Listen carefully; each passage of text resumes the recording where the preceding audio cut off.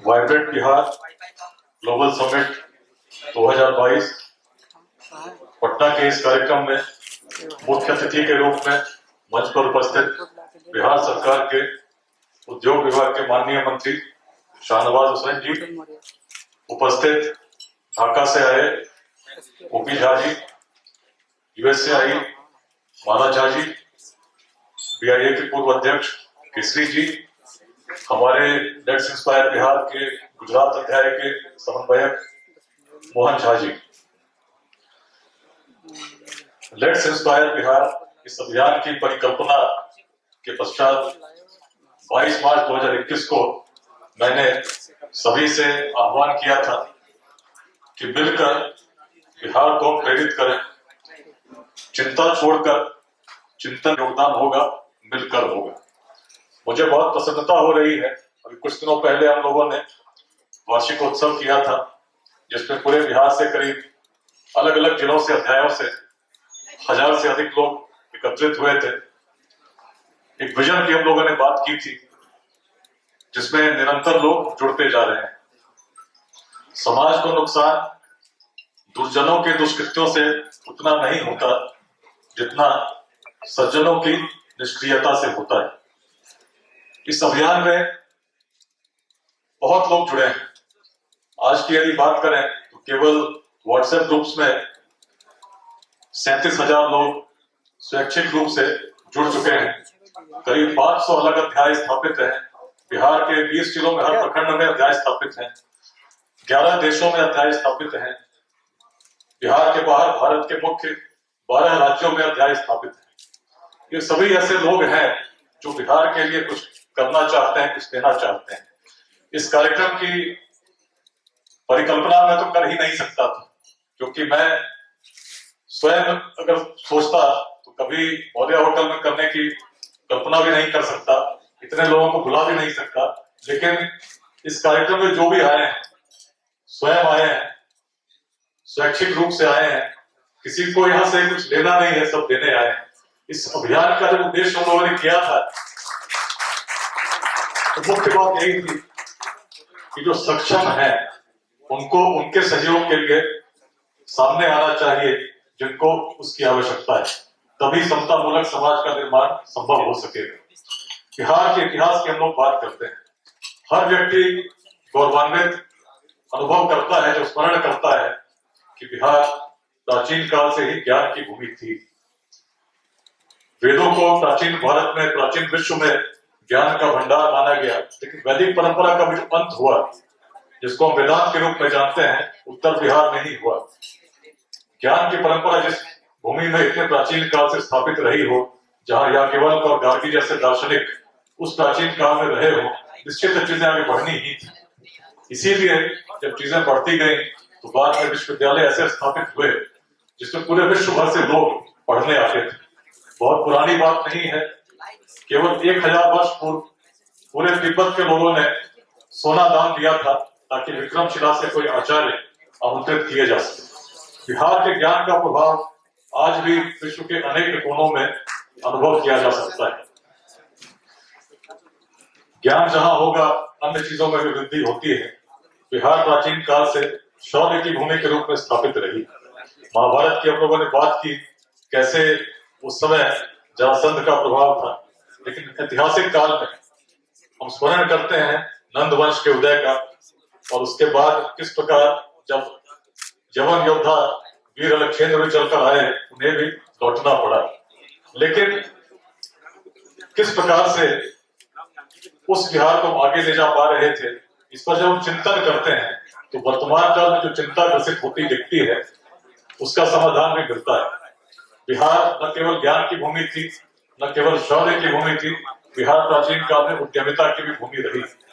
यदि कौटिल्य के अर्थशास्त्र को पढ़ते हैं तो अनेक प्रकार के उद्योगों की विवरण उसमें पाठ्यपुत्र में पाते हैं, जिन पर राज्य के द्वारा कर लगाया जाता था। उस प्राचीन काल में ऐसी व्यवस्था कहीं नहीं थी। तभी तो मेगास्थनीज ने पाटलिपुत्र को विश्व का सर्वप्रमुख नगर कहा। भागलपुर, जिसको प्राचीन काल में हम चंपा के रूप में जानते थे, चंपा में तो ऐसी प्रेरणा विद्यमान थी जिसमें पूरे विश्व भर से लोग व्यापार करने आते थे। न केवल आते थे, चंपा से व्यवसायी पूरे विश्व में जाते भी थे। और जब प्रेरणा का प्रसार हुआ तो ऐसा हुआ कि पूरे वियतनाम में ऐसी प्रेरणा प्रसारित हुई कि हर वियतनाम वासी चंपा को उस रूप में स्मरण करने लगा कि अपने देश का नाम तक उन लोगों ने चंपा रख दिया। दूसरी शताब्दी से लेकर 17वीं शताब्दी तक वियतनाम चंपा के रूप में जाना गया, जो प्राचीन बिहार की उस उद्यमिता की प्रतीक रही है जिसका संपूर्ण विश्व स्मरण तो करता ही है। प्राचीन बौद्ध ग्रंथों में इसे विश्व का पहला नगर भी कहा गया। बिहार में गौरवान्वित हो सकते हैं, लेकिन जब वर्तमान को देखते हैं तो चिंतित होते हैं। जब देखते हैं जिस बिहार में पूरे विश्व भर से लोग पढ़ने आते थे, उसके विद्यार्थियों को भी बाहर जाना पड़ता है। चिंतित तब होते हैं जब उद्यमिता के लिए जहां ऐसे श्रेष्ठी थे, जहां भगवान बुद्ध की सभाएं होती थी, सोने के सिक्कों से उसे छाने का सामर्थ्य रखते थे, उसमें रोजगार के लिए हमें बाहर जाना पड़ता है। लेट्स इंस्पायर बिहार एक प्रयास है सोचने का कि कैसे बिहार में स्थितियों में परिवर्तन लाया जाए, अच्छे लोगों को जोड़कर। इसीलिए जब हम लोगों ने बात की तो हम लोगों ने कहना शुरू किया कि जिस बिहार में यदि हम प्राचीन काल में ऐसे थे तो क्यों थे? क्योंकि हमने व्यक्ति को व्यक्ति से जोड़ने की क्षमता थी।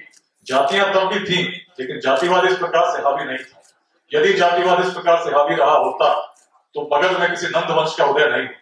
सबसे निम्न वर्ग का व्यक्ति शासक बन सकता है, ऐसी अवधारणा यदि कहीं हुई तो केवल बिहार में हुई उस काल में।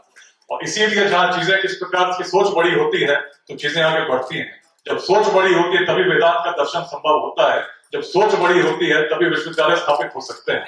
यदि हम लघुवादों में ग्रसित होंगे, जाति के नाम पर, संप्रदाय के नाम पर, लिंग भेद के नाम पर आपस में संघर्ष करते रहेंगे तो हमारी ऊर्जा को निश्चित ही व्यर्थ कर देंगे। जो ऊर्जा ईश्वर ने दी है, जिसे अच्छे सकारात्मक कार्यों में हम लगा सकते हैं, यदि आपस में संघर्ष को हमने नष्ट कर दिया तो फिर कहां किसी उज्जवल भविष्य की कामना कर पाएंगे। यदि बिहार प्राचीन काल में स्थापित थी, यदि हम अखंड भारत के साम्राज्य को निर्माण कर सकते थे, इसलिए कर सकते थे क्योंकि हम तोड़ना नहीं, हम जोड़ना जानते थे। अफगानिस्तान के पार तक, दक्षिण में सागर तक और हिमालय से उत्तर तक, पूर्वोत्तर से पार तक यदि अखंड भारत का साम्राज्य निर्मित हुआ, उसका केंद्र यही पाटलिपुत्र था। लेकिन क्यों था? सोच बड़ी थी। सोच बड़ी नहीं होती जब संघर्ष कर रहे होते। आचार्य चाणक्य भी अगर छोटी सोच लेकर चलते तो एक बालक चंद्रगुप्त में उन्हें सामर्थ्य नहीं दिखता। वह भी शास्त्रीय मत के अनुसार यदि चले होते तो शायद किसी क्षत्रिय वर्ग के व्यक्ति के ही तलाश कर रहे होते। लेकिन बड़ी सोच की सामर्थ्य जहां दिखा, और जिस संस्कृति में सामर्थ्य का सम्मान होता है, निश्चित चीजें आगे बढ़ती। उन्हीं पूर्वजों के वंशज जिसमें ऐसी क्षमता थी कि पूरे विश्व से लोग आते थे, न केवल आते थे, प्रेरित होकर जाते थे। आज क्यों नहीं? आज क्यों नहीं कर सकते? यदि उसी पूर्वजों की दृष्टि को हम धारण करके आगे बढ़ने लगेंगे, सारे वादों को मिटाना होगा, मिलकर अपने प्राचीन संस्कृति से प्रेरित होकर जब हम योगदान देने लगेंगे, उसी का परिणाम है। और बहुत प्रसन्नता हो रही है कि इस आह्वान पर जब हम लोगों ने लोगों को जोड़ने का प्रयास किया, हजारों की संख्या में लोग केवल व्हाट्सएप ग्रुप्स में जुड़े हैं और मोहन झा जैसे लोग जुड़े हैं। मोहन झा जी में गजब की ऊर्जा मैंने देखी लोगों को जोड़ने की। रहते अहमदाबाद में है, गुजरात में है, लेकिन वहां बैठकर भी जिस प्रकार से पूरे विदेशों से उन्होंने लोगों को जोड़ा, अलग अलग अध्यायों की स्थापना की, और न केवल जोड़ा, इस कार्यक्रम में जितने लोग आए स्वयं फंड कर रहे हैं। हम लोगों ने जिसको भी बुलाया है, किसी से उस प्रकार से हमने कभी इच्छा से कुछ मांगा नहीं, लेकिन इस कार्यक्रम तभी संभव हो पाया जब लोग मन से जुड़े। इतनी बड़ी संख्या में जो आए हैं, उनके मन में इच्छा है कि कुछ इन्वेस्टमेंट बिहार में किया जाए। राकेश झा जी वहां से चलकर आए हैं, अनेक लोग अनेक भारत के अलग राज्यों से चलकर आए हैं। इसलिए आए हैं जो स्टार्टअप्स हैं बिहार के युवा जिसको लगाना चाहते हैं, उनसे इंटरेक्ट कर सके। और ये पहला समिट है। अगले वर्ष फिर हम लोग इसके बृहद स्तर पर इसका आयोजन करने की योजना बना रहे हैं, जिसमें और भी बड़े स्तर पर लोगों को बुलाएंगे। और हम चाहते हैं कि बिहार का हर युवा स्वप्न को देखे, जिस स्वप्न को कभी हमारे पूर्वज देखते थे। तभी तो हमारी दृष्टि अफगानिस्तान के पार तक थी। हर परिवर्तन संभव है, हर वांछित लक्ष्य की प्राप्ति संभव है यदि मन की भावना शुद्ध हो, प्रयास पूरी निष्ठा से हो और मन में दृढ़ निश्चय हो। जैसा आप जी बता रहे थे, अपने जीवन छोटे से जीवन काल में भी जिन चीजों को लोग असंभव मानते थे, मैंने संभव होते देखा है। और यदि कोई सोचता है कि बिहार की स्थिति आज बहुत पीछे है और आगे कभी नहीं होगी, तो उसने अपने आंखों पर निश्चित पट्टियां बांध रखी। जिनके पूर्वजों में ऐसा सामर्थ्य था, उनके वंशजों में तो उससे और बढ़कर होगा। जब मार्ग नहीं थे, प्रौद्योगिकी नहीं थी, संचार के माध्यम आज की तरह नहीं थे, उस समय तो हम अखंड भारत के साम्राज्य का निर्माण कर सकते थे, विश्वविद्यालय ऐसे स्थापित कर सकते थे जो पूरे विश्व को प्रेरित करते थे।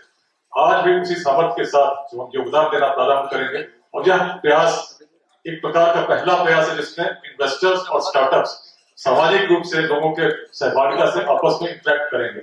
इसके पूर्व दिल्ली में 25 दिसंबर को हम लोगों ने बिहार उद्यमिता सम्मेलन का आयोजन किया था, जिसमें 700 से अधिक ऐसे बिहारवासी जो बिहार के बाहर रहते हैं, उन्होंने उद्यमिता पर अपने विचार साझा किए थे।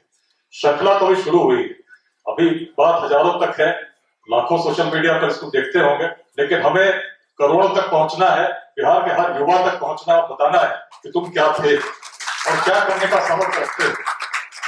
कभी भी चिंता नहीं करना है, जो सामर्थ्य के साथ योगदान दोगे, चिंतन करोगे तो हर मार्ग प्रशस्त होगा, हर समाधान मिलेगा। संघर्ष छोड़ दो, संघर्ष छोड़कर सहयोग करो।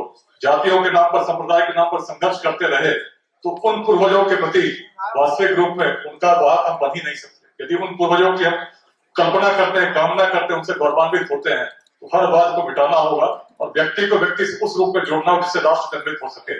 इसको करने का सामर्थ्य हमारे पूर्वज रखते थे और यही भावना है जो आज इस सभा कक्ष में इतने लोगों को पूरे बिहार के जो बाहर रहते हैं, ओमान में रहते हैं, अमेरिका में रहते हैं, यूरोप में रहते हैं, बुलाकर एक सूत्र में जोड़ रही है।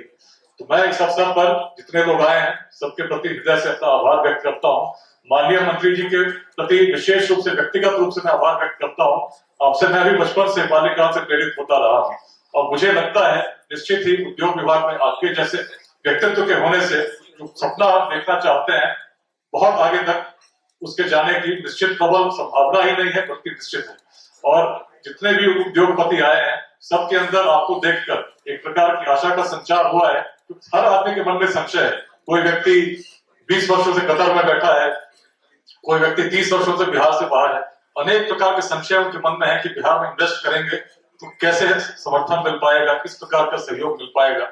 लेकिन आपके रहने से निश्चित रूप से इस प्रकार के संशय का स्वतः विनाश हो जाता है और लगता है जो भी हम करना चाहेंगे, सकारात्मक रूप से करना चाहेंगे, तो आपके रहते हुए निश्चित हर सहयोग संभव हो सकेगा। तो ऐसे विभूति हमारे बीच है, उनका भी मन से, हृदय से अभिनंदन करता हूँ और हृदय से धन्यवाद देता हूँ। सभी को आने के लिए जो पूरे भारत से, विश्व भर से लोग आए हैं, मैं अपनी तरफ से धन्यवाद भी देता हूँ और बिहार के उज्जवल भविष्य के लिए जो आपका योगदान आप कर रहे हैं वो सफल हो, इसके लिए शुभकामनाएं भी देता हूँ। श्रृंखला शुरू हुई है, बहुत आगे जाना है। इस अवसर पर केवल इतना ही कहूंगा, आइए मिलते हैं, मिलकर बिहार को प्रेरित करते हैं। भविष्य का निर्माण हमारे हाथों में है, मिलकर नव भविष्य का निर्माण करते हैं। धन्यवाद। जय हिंद, जय बिहार।